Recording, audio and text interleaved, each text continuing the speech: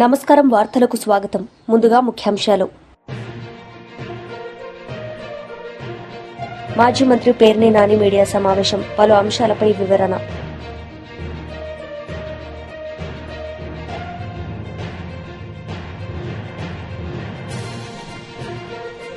మాజీ మంత్రి జగదీష్ రెడ్డి మీడియా సమావేశం, పలు అంశాలపై వివరణ.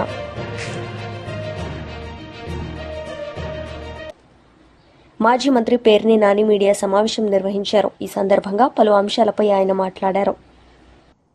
ఇవాళ కూటమి ప్రభుత్వం, చంద్రబాబు నాయుడు గారు ముఖ్యమంత్రిగా, పవన్ కళ్యాణ్ గారు ఉప ముఖ్యమంత్రిగా, కేంద్ర ప్రభుత్వ ఒత్తాసుతో, మోడీ గారి అండదండలతో ఏర్పడినటువంటి ఈ ఘనమైన ఆంధ్రప్రదేశ్ ప్రభుత్వం ఇప్పటి వరకు చేసినటువంటి అప్పు ఏంటయా చూసుకుంటే, సరాసరి రాష్ట్ర ప్రభుత్వం చేసినటువంటి అప్పు 1,03,000 కోట్ల రూపాయలు. ప్రభుత్వం సరాసరి తెచ్చినటువంటి అప్పు 1,03,000 కోట్ల రూపాయలు. ఈ 1,03,000 కోట్ల రూపాయలు కాకుండా వివిధ కార్పొరేషన్ల ద్వారా తెచ్చినటువంటి అప్పు 44,000 పైచిలకు కోట్ల రూపాయలని రాష్ట్ర ప్రభుత్వ కార్పొరేషన్ల ద్వారా అప్పు తేవటం ద్వారా మొత్తం వీళ్ళు చేసినటువంటి అప్పు 1,47,000 కోట్ల రూపాయలు పైబడి. ఇంకా ఒక్క సంవత్సరం కూడా పూర్తవల, 12 మాసాలు పూర్తవకుండా, అంటే వీళ్ళెక్కి సంవత్సరం నిండకుండానే 1,47,000 కోట్ల పైబడి అప్పు ఈ రాష్ట్రానికి చేయటం జరిగిందనేది కూడా అందరికీ ఆశ్చర్యం గొలిపేటువంటి సంఘటన. ఎందుకు అంటే, జగన్మోహన్ రెడ్డి గారు చేసినటువంటి 3,32,000 కోట్ల రూపాయల్లో ఏం చేసావయ్యా జగన్ అంటే, 2,70,000 కోట్ల రూపాయలు ప్రజలకే ఖర్చు పెట్టాం. కరోనాలో 30,000 కోట్ల రూపాయలు, కరోనాలో ప్రజల యొక్క ఆరోగ్యాన్ని కాపాడటం కోసం 30,000 కోట్ల రూపాయలు ఖర్చు పెట్టడం జరిగింది. ఈ రాష్ట్ర ప్రజల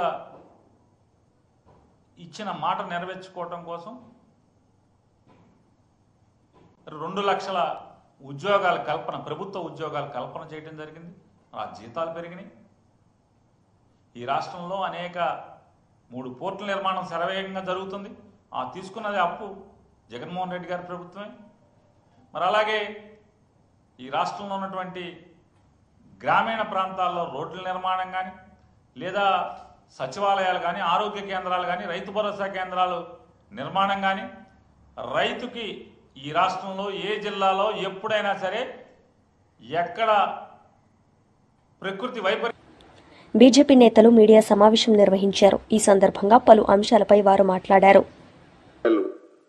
చేయడం జరిగింది. ముఖ్యంగా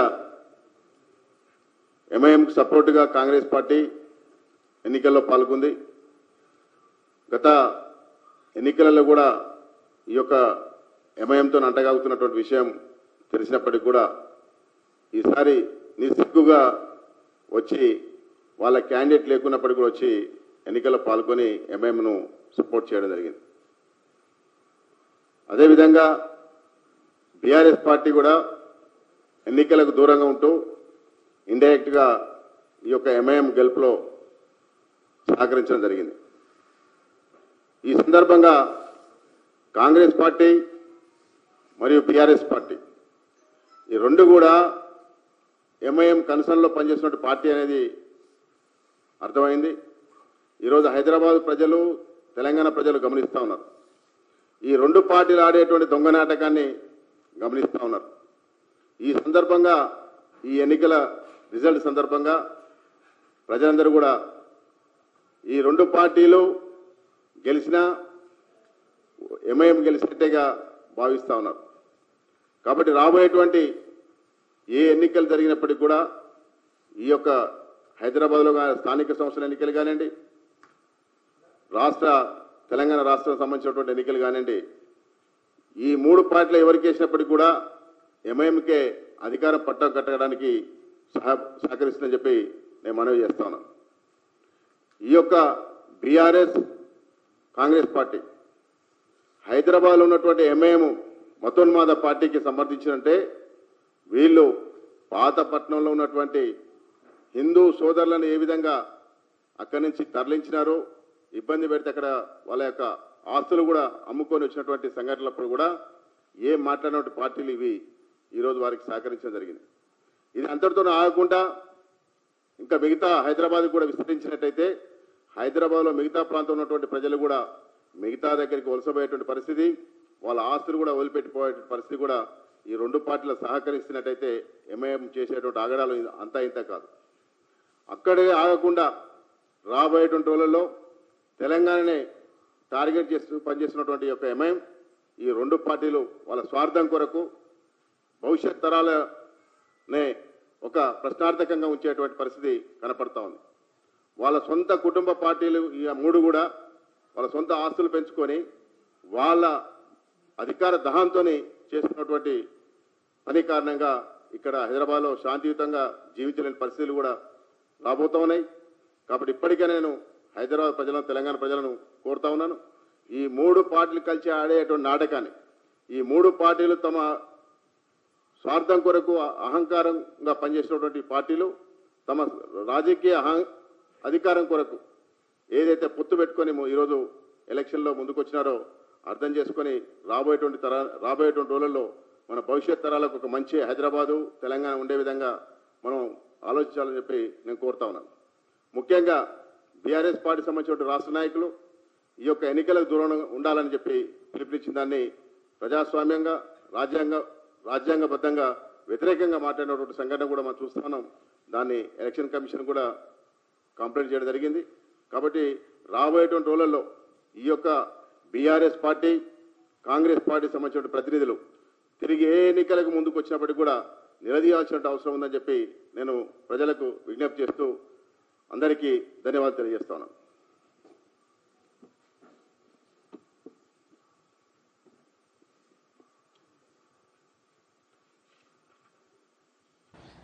మాజీ మంత్రి జగదీష్ రెడ్డి మీడియా సమావేశం నిర్వహించారు. ఈ సందర్భంగా పలు అంశాలపై ఆయన మాట్లాడారు. అద్భుతమైన ఉత్సాహం కనబడతా ఉంది. వాస్తవానికి అది మేము బీఆర్ఎస్ పార్టీ రజతోత్సవ సభగా నిర్వహించాలని చెప్పి మా అధ్యక్షులు కేసీఆర్ గారు నిర్ణయం తీసుకొని చేస్తున్న సందర్భంలో ప్రజలు దాన్ని ఒక రకంగా కాంగ్రెస్ వ్యతిరేక సభగా, పార్టీ ప్రభుత్వ దుర్మార్గాలకు వ్యతిరేక సభగా ప్రజలు మార్చుకుంటున్నారు, దాన్ని మలుచుకుంటున్నారు. కాంగ్రెస్ పార్టీకి ఏదైతే ఓటేసి మేము అధికారంలోకి తెచ్చినామని భావించినరో అటువంటి వాళ్ళు ఇంకెక్కువ కసితోని మేము తప్పు చేసినాం, కేసీఆర్ను దూరం చేసుకొని కేసీఆర్ నుంచి విడిపోయి మేము ఆగమైపోయినాం, కాంగ్రెస్ మాటలు నమ్మి అని చెప్పి భావిస్తున్న వాళ్ళు ఎవరైతున్నారో వాళ్ళు ఎక్కువగా ఈ సభకు రావడానికి, స్వచ్ఛందంగా రావడానికి సిద్ధపడుతున్నారు. అనేక చోట్ల మాకు సమాచారం కూడా ఇస్తున్నారు. సార్ మేమే వస్తాం, స్వచ్ఛందంగా వస్తామని చెప్పి అది నెమ్మదిగా అసలు గ్రామాలలో ఒక పండగ వాతావరణాన్ని సృష్టిస్తూ ఉంది. ఏ రాజకీయ పార్టీకి కూడా ఎటువంటి ఆదరణ రాలేదు గతంలో.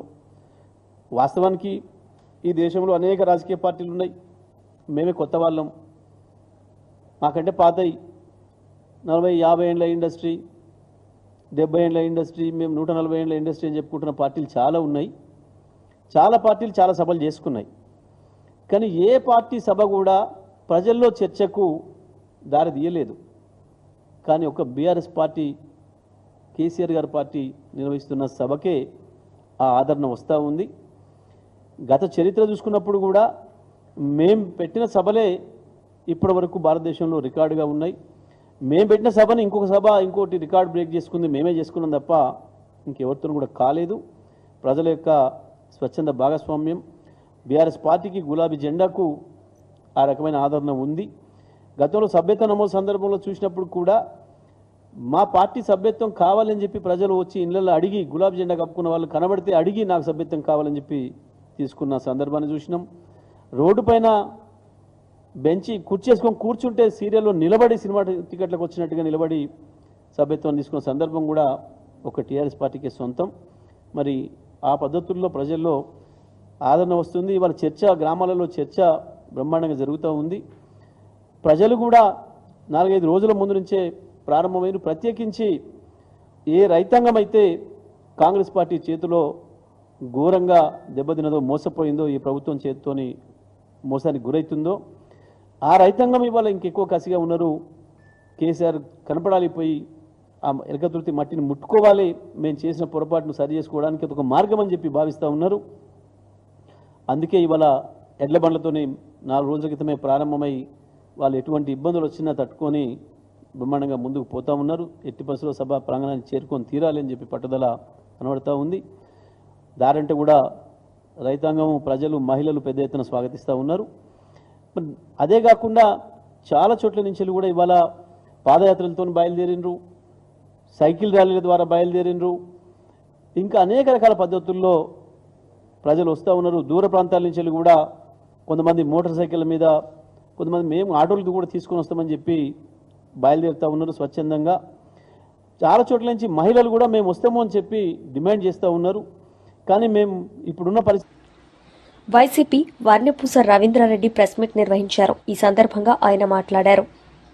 2 వారాలు పాటు ఈరోజు ఉపాధి హామీ పనులకు కూలీలకు హాజరైనటువంటి కూలీలకు కూడా ఈ రోజు కూడా రాష్ట్ర ప్రభుత్వం ఈ రోజు కూడా కూలీల డబ్బులు చెల్లించకపోతే ఆ నిరుపేదలు ఈరోజు జాబ్ కార్డు ఆధారంగా ఈరోజు గ్రామాల్లో ఎండాకాలం ఈరోజు రాయలసీమలో కావచ్చు, ప్రకాశం జిల్లాలో కావచ్చు, ఉత్తరాంధ్ర జిల్లాల్లో ఈరోజు పనులు లేక, వ్యవసాయ కూలీ పనులు లేక ఈరోజు ఉపాధి హామీ కూలీలకు వెళ్తే ఆ కూలీ డబ్బులు కూడా నేటికి కూడా అందకపోతే ఏ రకమైనటువంటి పండగ చేసుకోవాలో ఈరోజు మీ కూటమి ప్రభుత్వమే ఈరోజు ప్రజలకు ఆ ఫార్ములా ఏదైనా కనుక్కుంటే ఆ ఫార్ములా చెప్పాలని చెప్పి ఈ సందర్భంగా అడుగుతా ఉన్నాం. ఈరోజు కేంద్రంలో మీ ప్రభుత్వమే ఉంది. అక్కడ పెమ్మసాని చంద్రశేఖర్ ఈరోజు ఆర్డీ మినిస్టర్ కేంద్రంలో. ఇక్కడ మీరు మా బలమైనటువంటి ప్రభుత్వము, మా ద్వారానే నడుస్తున్నటువంటి కేంద్ర ప్రభుత్వం అని చెప్పి ఈరోజు మీరు బాజాలు మోసుకునేటువంటి వాళ్ళు ఈ రోజు కూడా 11 వారాలు అయినప్పటికీ కూడా ఎక్కడే కానీ ఈరోజు కేంద్ర ప్రభుత్వం మీద ఒత్తిడి తీసుకొచ్చి కనీసం కూలీలకు డబ్బులు ఇప్పించలేనటువంటి అయోగ్యమైనటువంటి పరిస్థితిలో ఉన్నందుకు ఈరోజు ఉపాధి హామీ కూలీలు ఈ రాష్ట్రంలో పండుగ చేసుకోవాలని చెప్పి అడుగుతా ఉన్నా. ఇంకొక గొప్ప విషయం ఏంటంటే గతంలో నుంచి మేము చెప్తున్నాం ఉపాధి హామీ కూలీల్లో, ఉపాధి హామీల్లో పెద్ద ఎత్తున అవినీతి జరుగుతూ ఉందని చెప్పి. ఇంకా ఆసక్తికరమైనటువంటి విషయం ఏంటంటే మేట్లు అనేటువంటి వాళ్ళు ఉంటారు ఫీల్డ్ అసిస్టెంట్ కింద. వీళ్ళు 50 మందికి ఒకరు ఉంటారు. ఈ మేట్లు అనేటువంటి దాన్ని కూడా ఒక పోస్టులుగా చిత్రీకరించి ఈరోజు తెలుగుదేశం పార్టీ నాయకులు ఈ పోస్టులను 5 లక్షల నుంచి 15 లక్షల వరకు ఈ యొక్క మేట్ల పదవులను కూడా ఈరోజు వేలం రూపంలో నియోజకవర్గాల్లో తెలుగుదేశం పార్టీ నాయకులు వేలం వేసి ఈ పోస్టులను అమ్ముకొని సొమ్ము చేసుకున్నటువంటి మాట వాస్తవం కాదా పవన్ కళ్యాణ్ అని చెప్పి కూడా ఈ సందర్భంగా అడుగుతున్నా. ఈ రకమైనటువంటి పోస్టులను వేలం పెట్టి అమ్ముకున్నందుకు ఈరోజు రాష్ట్ర ప్రభుత్వం, రాష్ట్ర ప్రజలు పండుగ చేసుకోవాలా అని చెప్పి ఈ సందర్భంగా అడుగుతా ఉన్నా. ఈ యొక్క మేట్ల పనితనం ఏమంటే ఆ యొక్క మేట్లు ఏం చేయాలంటే కూలీలను పనికి తీసుకురావడం. మేట్ల యొక్క పని, ఆ మేట్ అనేటువంటి వ్యక్తి కూలీలను పనికి తీసుకురావడము, ఆ కూలీలకు అటెండెన్స్ వేయడం. మేట్లు అనేటువంటి పదవులు తెలుగుదేశం పార్టీ నాయకులు అమ్ముకుంటారు ద్వారా ఈరోజు గ్రామాల్లో ఉన్నటువంటి జాబ్ కార్డు హోల్డర్స్తో ఆ కార్డులన్నీ కలెక్ట్ చేసుకుని మీరు ఏ పనులకు రావాల్సిన అవసరం లే, మీకు వారానికి 500 నుంచి 300 నుంచి 500 రూపాయల మధ్యలో మేము చెల్లిస్తాం, ఆ కార్డులన్నీ మాకు ఇవ్వండి అని చెప్పి ఆ మేట్లన్నీ కూడా ఆ కార్డులు కలెక్ట్ చేసుకుని దొంగగా సంతకాలు అటెండెన్స్ వేసుకొని ఆ డబ్బంతా కూడా డ్రా చేసుకొని ఈరోజు గ్రామాల్లో నిజమైనటువంటి జాబ్ హోల్డర్స్ అందరికీ కూడా ఈరోజు నెత్తిన ఈరోజు చేతులు పెడుతున్నందుకు, ఈరోజు ప్రజల నెత్తిన శటకోపం పెడుతున్నందుకు ఈరోజు పండుగ చేసుకోవాలన్నా పవన్ కళ్యాణ్ అని చెప్పి అడుగుతా ఉన్నా. ఈ భారతదేశ చరిత్రలో కని విని ఎరుగినటువంటి పద్ధతిలో ఈరోజు ఫీల్డ్ అసిస్టెంట్లు, మేట్లు, అదేవిధంగా ఈరోజు మీకు కావలసినటువంటి మంది మాదిగలకు ఈరోజు ఆ నిధులన్నింటినీ కూడా దారి మళ్లించడానికి తెలుగుదేశం పార్టీ నాయకుల యొక్క కడుపులు నింపేకి ఉపయోగించుకుంటానందుకు ఈరోజు ఇక రాష్ట్ర ప్రజలు పండుగ చేసుకోవాలా అని చెప్పి ఈ సందర్భంగా నేను అడుగుతా ఉన్నా. ఈరోజు యాక్చువల్గా ఏంటంటే మార్చి 30 తేదీకి పాత పనులన్నింటినీ కంప్లీట్ చేసుకొని ఆ యొక్క కూలీ నిధులన్నింటినీ కూడా విడుదల చేసి ఏప్రిల్ 1వ తేదీ నుంచి రాష్ట్ర వ్యాప్తంగా కూడా ప్రతి సంవత్సరం ఆ భారతదేశంలో ఆనవాయితీ ప్రకారం కొత్త పనులు స్టార్ట్ చేయాల. కానీ ఈ రోజుకి కూడా పాత పనులకి పేమెంట్ లేవు, కొత్త పనులకి దిక్కే లేదు. మరి ఏ రకమైనటువంటి పండుగ చేసుకోవాలో పవన్ కళ్యాణ్ ఈ రోజు నువ్వు సమాధానం చెప్పాల్సినటువంటి బాధ్యత ఈ రాష్ట్ర ప్రజలకు, నువ్వు సమాధానం చెప్పాల్సినటువంటి బాధ్యత నీ మీద ఉందని చెప్పేసి ఈ సందర్భంగా నేను తెలియజేస్తా ఉన్నా. అంతేకాకుండా ఈ రాష్ట్రంలో ఉన్నటువంటి దాదాపు 74 లక్షల మంది ఈరోజు జాబ్ కార్డు హోల్డర్స్ ఉన్నారు. దీంట్లో యాక్టివ్ జాబ్ కార్డు హోల్డర్స్ 47 లక్షల మంది ఉన్నారు. మరి వీళ్ళకు పని కల్పించకపోతే వీళ్ళు వలసలు వెళ్ళాలరా? ఈరోజు ఈ రాష్ట్ర ప్రభుత్వం ఈ యొక్క రాష్ట్రంలో ఉన్నటువంటి ఉపాధి హామీ కూలీలను వలసలకు ప్రోత్సహిస్తున్నందుకు ఈరోజు పండుగ చేసుకోవాలా అని చెప్పి ఈ సందర్భంగా అడుగుతా ఉన్నా. ఈరోజు వీళ్ళకు ఎక్కడే కానీ రాష్ట్ర ప్రభుత్వం ఒక చిన్న సంక్షేమ కార్యక్రమం కింద ₹1 నిధులు ఇవ్వడం లేదు. మరి ఈరోజు కష్టపడి పని చేసుకుంటే ఆ పని చేసినటువంటి శ్రామికులకు జీతాలు ఈ రోజు కూడా, కూలీలకు నిధులు ఈ రోజు కూడా ఇవ్వలే. మరి ఈ రాష్ట్రంలో బతకలేనటువంటి నిరుద్యోగుల నిర్భాగ్యులందరూ కూడా ఈరోజు పక్క రాష్ట్రాలకు మీరు తరలి వెళ్ళండి, ఎందుకంటే ఆ నిధులన్నింటినీ కూడా మా కార్యకర్తలకు, మా నాయకులకు దోచిపెట్టుకోవాల్సినటువంటి అవసరం ఉంది అని చెప్పి చెప్పుతున్నందుకు ఈరోజు పండుగ చేసుకోవాలన్నా పవన్ కళ్యాణ్ అని చెప్పి కూడా ఈ సందర్భంగా నేను అడుగుతా ఉన్నా. అంతేకాకుండా ఈరోజు మనం చూసినట్లయితే ఈరోజు వాళ్ళకి తెలుగుదేశం పార్టీ 100 మాదికకు సంబంధించినటువంటి తోకపత్రిక రాసింది. ఉపాధిలో అంబుడ్స్మెన్ ఉన్నట్ట లేనట్ల, ఉపాధి హామీ పథకంలో అవినీతిని నియంత్రించేందుకు ప్రధానంగా పనిచేసేటువంటి అంబుడ్స్మెన్ వ్యవస్థ రాష్ట్రంలో ఉందా లేదా అని ఈరోజు జ్యోతి పత్రికలోని పెద్ద ఎత్తున కథనం రాసింది. ఇది మేము రాసింది కాదు, అదే మా పత్రికలు రాస్తే మీ పత్రికలు కాబట్టి రాసినాయని చెప్పేసి ఈరోజు మీరు పెద్ద ఎత్తున దుష్ప్రచారం చేస్తారు. మీ పత్రికే రాసింది.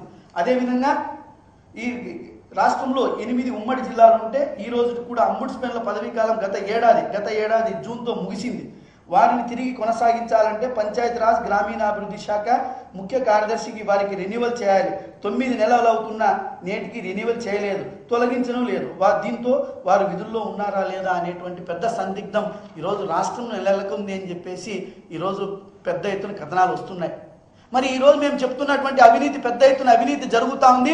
ఆ అవినీతిని ఈరోజు అరికట్టాలంటే అంబుడ్స్మెన్ వ్యవస్థని నిర్వీర్యం చేయాలనేటువంటి కుట్రలో భాగం కాదా అని చెప్పి కూడా ఈ సందర్భంగా నేను అడుగుతా ఉన్నా ఈ తెలుగుదేశం పార్టీ ముఖ్యమంత్రి చంద్రబాబు నాయుడిని, అదేవిధంగా పవన్ కళ్యాణ్ అని చెప్పేసి కూడా ఈ సందర్భంగా నేను అడుగుతా ఉన్నా. ఇంకొక దురదృష్టమైనటువంటి విషయం ఏంటంటే ఈరోజు మామూలుగా దేశంలో, భారతదేశంలో ఎక్కడైనా కూడా ఈరోజు పంచాయతీరాజ్ దినోత్సవం అంటే పంచాయతీరాజ్కి అంతో ఇంతో నిధులు ఇవ్వడము. ప్రపంచ మలేరియా దినోత్సవాన్ని పురస్కరించుకుని శ్రీకాకుళం నగరం 7 రోడ్ల కూడలి శుక్రవారం మలేరియా నివారణ సందేశంతో మారుమోగింది. జిల్లా వైద్యారోగ్య శాఖ ఆధ్వర్యంలో నిర్వహించిన అవగాహన ర్యాలీ జనాల్లో మలేరియాపై చైతన్యాన్ని పెంపొందించేందుకు విజయవంతంగా సాగింది. డీఎంహెచ్ఓ కార్యాలయం నుంచి ప్రారంభమైన ఈ ర్యాలీ 7 రోడ్ జంక్షన్ వరకు సాగి ప్రజల దృష్టిని ఆకర్షించింది.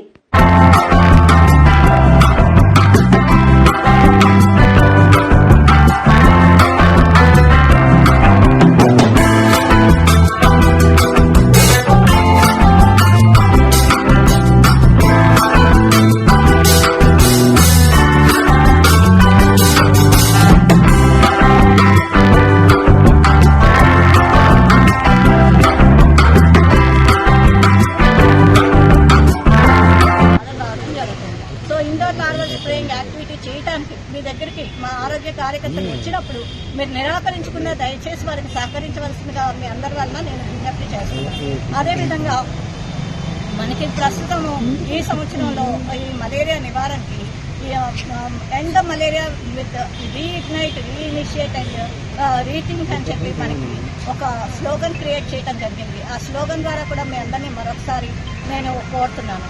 అదేవిధంగా తర్వాత మరి ఈ మలేరియా వచ్చినప్పుడు వెంటనే ఆరోగ్య కార్యకర్తని, అంటే చలి పులుపుతో జ్వరము వచ్చినప్పుడు మీరు ముఖ్యంగా నెగ్లెక్ట్ చేయకుండా, మనకి మలేరియాలో ముఖ్యమైన లక్షణం ఏంటంటే చలి పులుపులతో హై గ్రేడ్ ఫీవర్ వస్తుంది. డిఎంహెచ్ఓ శ్రీకాకుళం జిల్లా మాట్లాడుతున్నాను. ఈరోజు ప్రపంచ మలేరియా దినోత్సవం సందర్భంగా మన జిల్లా వైద్య శాఖ, ఆరోగ్య శాఖ అధికారి గారి కార్యాలయం నుండి మరియు డిస్ట్రిక్ట్ మలేరియా ఆఫీసర్ వారి కార్యాలయం నుండి ఈరోజు మనం ర్యాలీ కండక్ట్ చేయడం జరిగింది మరియు ప్రతిజ్ఞ తీసుకోవడం జరిగింది. ముఖ్యంగా ఈ జిల్లా మలేరియా ప్రపంచ మలేరియా దినోత్సవం అనేది 2003లోనే మనకి WHO అంటే వరల్డ్ హెల్త్ ఆర్గనైజేషన్ వాళ్ళు ప్రపంచవ్యాప్తంగా ఇండియాలో మరి ముఖ్యంగా ఆంధ్రప్రదేశ్లో మలేరియా మరణాలు ఎక్కువగా ఉన్నాయని గమనించి మలేరియా నివారణకు ఏం చర్యలు తీసుకోవాలని బాధ్యతగా ఆలోచించి 2012 ఏప్రిల్ 25 నుండి ప్రపంచ మలేరియా దినోత్సవాన్ని సెలబ్రేట్ చేసుకోవడం జరుగుతుంది. అప్పటి నుండి కూడా ప్రతి సంవత్సరం కార్యక్రమాలు జరిగించడం జరుగుతుంది. అయితే ఇప్పుడు మనకి మన జిల్లా వ్యాప్తంగా మనం తీసుకున్న చర్యల ద్వారా మనకి 2022లో మనకి ఒక 22 కేసులు ఉన్నవి. అది 11 కేసులకి 9 కేసులకి తగ్గుకుంటూ ఈ రోజున మనకి 5 కేసులు లేక 6 కేసులు, ఈ రోజుకి వచ్చి 6 కేసులు మన జిల్లాలో మలేరియా రిపోర్ట్ అవడం జరిగింది. ఈ మలేరియా నివారణకి మన జిల్లా వ్యాప్తంగా తీసుకుంటున్న చర్యలు ఏమున్నాయంటే, లేదు మన ఆంధ్రప్రదేశ్ రాష్ట్రం ద్వారా మన జిల్లా కలెక్టర్ గారి ఆధ్వర్యంలో, మన ప్రభుత్వం వారి ఆధ్వర్యంలో మనం తీసుకుంటున్న చర్యలు ఏమున్నాయంటే మనము గంబూసియా ఫిష్ని నీళ్ళల్లో వదిలిపెడుతున్నాం. ఈ గంబూసియా ఫిష్ ఏం చేస్తుందంటే 5 లక్షల గంబూసియా ఫిష్ మనం వదిలిపెట్టబోతున్నాం. ఈ గంబూసియా ఫిష్ ఏం చేస్తుందంటే ఆ మురుగునీటిలో వదిలినప్పుడు, ఆ నీటి నిల్వల్లో వదిలినప్పుడు అక్కడ ఆల్రెడీ ఎగ్ లార్వా అయిపోయి ఉన్న మలేరియా దోమ యొక్క లార్వాని తినేసి కొత్త మలేరియా దోమ పుట్టకుండా అది నివారిస్తుంది అనమాట. అదే రకంగా మనకి మెడికేటెడ్ నెట్లు కూడా, తర్వాత మనకి ఇండోర్ లార్వల్ స్ప్రేయింగ్ IRS మే నుండి 30వ తారీఖు మే వరకు మనం కండక్ట్ చేయడం జరుగుతుంది. ఈ సమయంలో మీకు ఇండోర్ లార్వా స్ప్రేయింగ్ చేయడానికి మన అధికారులు కానీ మన వైద్య సిబ్బంది కానీ వచ్చినప్పుడు నిరాకరించకుండా, తలుపులు వేయకుండా, ముఖ్యంగా మిద్దెల మీద, అటకల మీద కూడా మీరు ఇండోర్ లార్వల్ స్ప్రేయింగ్ ని యాక్సెప్ట్ చేయవలసిందిగా మీ అందరినీ. వార్తలు ముగించే ముందు ముఖ్యాంశాలు మరోసారి. మాజీ మంత్రి పేర్ని నాని మీడియా సమావేశం, పలు అంశాలపై వివరణ.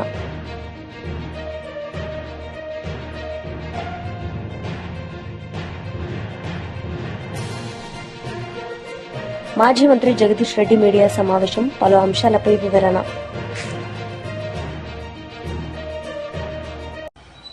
ఈ వార్తలు ఇంతటితో సమాప్తం. తిరిగి ప్రసారమయ్యే వార్తల్లో మళ్ళీ కలుద్దాం. అంతవరకు సెలవు. నమస్తే.